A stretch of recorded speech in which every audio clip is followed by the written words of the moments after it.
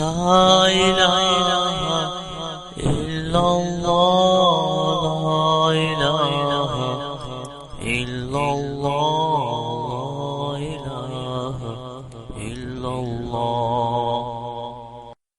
بسم الله الرحمن الرحيم. عن أنس رضي الله تعالى عنه قال قال رسول الله صلى الله تعالى عليه وسلم إن الدال على الخير كفاعله. رواه الترمذی.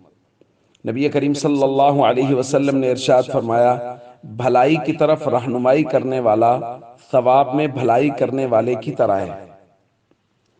دوستو، امر بالمعروف کرنا یعنی لوگوں کو نیکی کی دعوت دینا، نیکی کی طرف بلانا، یہ اتنا بڑا عظیم اور اللہ کی نظر میں پسندیدہ کام ہے کہ جو شخص کسی کو نیکی کی طرف بلاتا ہے یا کسی نیکی پر لگا دیتا ہے تو جس طرح نیکی کرنے والے کو ثواب ملتا ہے، اسی طرح اس شخص کو جس نے اس کو نیکی پہ لگایا ہے اس کو بھی ثواب ملتا ہے۔ یہ جو روایت آج ہم نے پڑھی اس میں ہے، حضرت انس فرماتے ہیں ایک آدمی نبی کریم صلی اللہ علیہ وسلم کی خدمت میں حاضر ہوا اور اس نے کہا، یا رسول اللہ صلی اللہ علیہ وسلم، مجھے کوئی سواری دے دیجئے کہ میں اپنے گھر تک چلا جاؤں، سفر کرنا ہے۔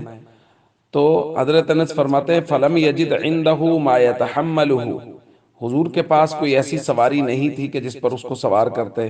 فَدَلَّهُ عَلَىٰ آخر، تو حضور علیہ الصلوۃ نے کہا کہ آپ فلاں کے پاس چلے جائیں، وہ امید آپ کو سواری دے دیں گے۔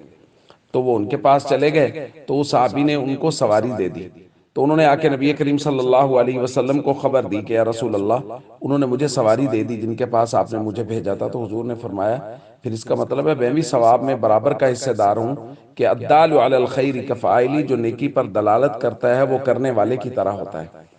اسی طرح اگر ہم کسی دوست کو نماز پر لگا دیتے ہیں تو وہ نماز پڑھے گا تو اس کی نماز پڑھنے کا ثواب جیسا اسے ملے گا ہمیں بھی ملے گا۔ کسی کو ہم تہجد پہ لگا دیتے ہیں، کسی کے ذریعے کسی کو ہم صدقہ خیرات کی ترغیب دے دیتے ہیں کہ فلاں آدمی پہ خرچ کر دو، تو وہ صدقہ خیرات کرے گا تو اس کے صدقہ خیرات کا ثواب ہمیں بھی ملے گا۔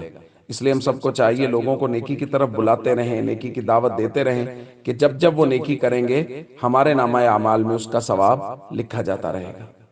السلام علیکم ورحمۃ اللہ وبرکاتہ۔